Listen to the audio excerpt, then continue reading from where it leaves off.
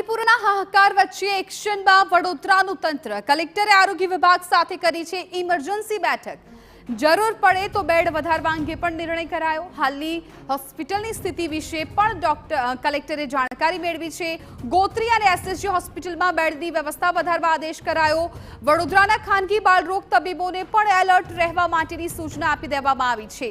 મોટી ખાનગી હોસ્પિટલોને પણ તૈયાર રહેવા માટે સૂચના આપી। હાલ વડોદરામાં અન્ય જિલ્લાના શંકાસ્પદ દર્દીઓ નોંધાયા છે। વડોદરા જિલ્લા સહિત રાજ્યભરમાં ચાંદીપુરાના શંકાસ્પદ કેસો નોંધાયા છે, ત્યારે વડોદરાની અંદર જે બહારથી આવેલા ચાંદીપુરાના શંકાસ્પદ કેસ છે તેની સ્થિતિ જાણવા માટે કલેક્ટર દ્વારા તાત્કાલિક એક બેઠક બોલાવવામાં આવી હતી, જેની અંદર વડોદરા જિલ્લાના આરોગ્ય અધિકારી અને એસએસજી હોસ્પિટલના અધિકારીઓ પણ હાજર રહ્યા હતા। જિલ્લા આરોગ્ય અધિકારી ડૉક્ટર મીનાક્ષી હાજર છે, આપણી સાથે એમની સાથે વાત કરીશું। મેડમ, જે રીતે આજે કલેક્ટરે બેઠક બોલાવી, કયા વિષયોને લઈને ચર્ચા કરાઈ છે અને શું નિર્દેશ આપવામાં આવ્યા છે? અત્યારે આપણે જાણીએ છીએ કે રાજ્યની અંદર અલગ અલગ જિલ્લાઓમાં ડાયરિયા, વોમિટિંગ અને કોલેરા છે, આવા સસ્પેક્ટ વાયરલ એન્કેફેલાઇટિસના જે કેસો મળી રહ્યા છે એ બાબતે ચર્ચા કરવા માટે બોલાવવામાં આવ્યા હતા અને મીટિંગ કરી હતી સાહેબે। મીટિંગની અંદર કોઈ નિર્દેશ આપવામાં આવે છે? હોસ્પિટલોની તૈયારીઓ કેવી છે, કોઈ એ વિષયને લઈને કોઈ માહિતી આપવામાં આવી છે?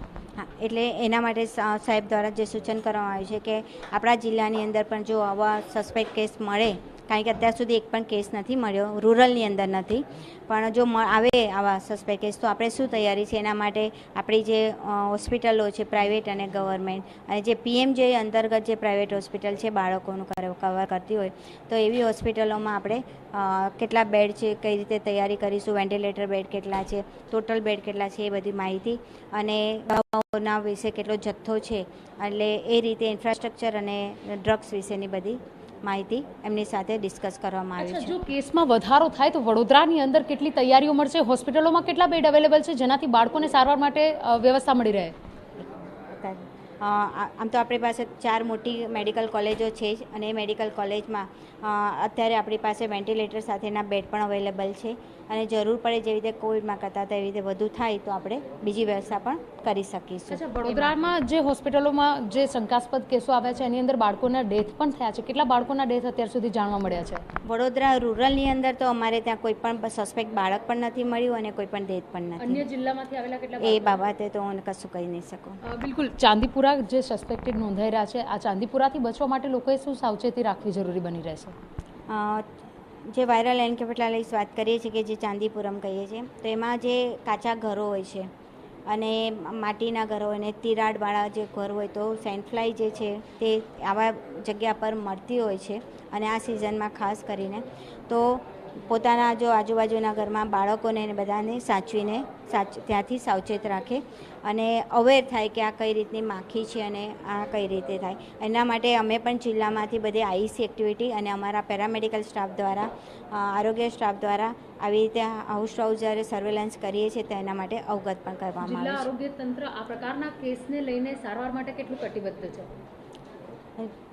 શું કહેવાય, કોઈ પણ જ્યારે પણ સસ્પેક્ટ કેસ મળશે તો અમે લોકો એ પેશન્ટને ટ્રીટમેન્ટ માટે હાયર લેવલ સુધી પણ કરવા માટે તૈયાર છે। બિલકુલ, જે રીતે વાત કરીએ કે વડોદરા શહેર અને જિલ્લામાં જે સસ્પેક્ટેડ કેસ આવી રહ્યા છે તે વડોદરાના નથી પરંતુ અન્ય જિલ્લાઓમાંથી આવી રહ્યા છે, ત્યારે આ પ્રકારના દર્દીઓ આવતા હોય તો તેઓને સારવાર માટે જિલ્લા આરોગ્ય અધિકારીઓને ખાનગી હોસ્પિટલ સાથે પણ એક તાલમેલ મિલાવી અને આ પ્રકારના કેસો અટકાવવા માટે અને જે સારવાર છે તે પૂરતી મળી રહે તેના માટે જિલ્લા કલેક્ટર દ્વારા આજે એક બેઠક બોલાવી આદેશ આપવામાં આવ્યા છે। કેમેરા પર્સન રોહિત ગોયલ સાથે અંજલિ ઓઝા, TV9 વડોદરા। અમારી પાસે એસએસજી હોસ્પિટલમાં 7 જેટલા કેસીસ આવ્યા હતા, એ શંકાસ્પદ એન્સેફેલાઇટિસના હતા। જે ચાંદીપુરમ છે કે નહીં એ કહેવું હમણાં આપણી પાસે અશક્ય છે, કેમ કે આપણી પાસે રિપોર્ટ્સ આવ્યા નથી, એટલે આજે સાથે જે પેશન્ટ્સ આવ્યા છે એમાંથી 4 બાળકોના ડેથ થયા છે, 2 બાળકો જે સાજા થઈને વોર્ડમાં શિફ્ટ કરેલા છે અને 1 બાળક અત્યારે આઈસીયુમાં સારવાર લઈ રહ્યું છે। બાળકોના સારવાર માટે જે બેડ્સની જરૂર પડે, જરૂરી દવાઓ અને એની સામગ્રી આપણી પાસે સારવાર માટેની બધી વ્યવસ્થાઓ અવેલેબલ હોય એની આપણને જાણકારી આપી છે। જિલ્લાનું આરોગ્ય તંત્ર સંપૂર્ણ રીતે સજ્જ છે। એસએસજી હોસ્પિટલમાં વેન્ટિલેટર સાથેના 18 પીડિયાટ્રિક વોર્ડના બેડ છે વિથ વેન્ટિલેટર। એ સિવાય ગ્રામ્ય વિસ્તારમાં પારુલ હોસ્પિટલ, એમાં 40 વિથ વેન્ટિલેટર બેડ છે। ધીરજ હોસ્પિટલમાં વિથ વેન્ટિલેટર પીડિયાટ્રિક વોર્ડના 25 બેડ છે અને ગોત્રીમાં 8 વેન્ટિલેટર સાથે કુલ 90 બેડ પીડિયાટ્રિક વોર્ડના છે અને દવાઓ પણ જે ટ્રીટમેન્ટ માટે જે જરૂર છે એનો પૂરતો જથ્થો ઉપલબ્ધ છે.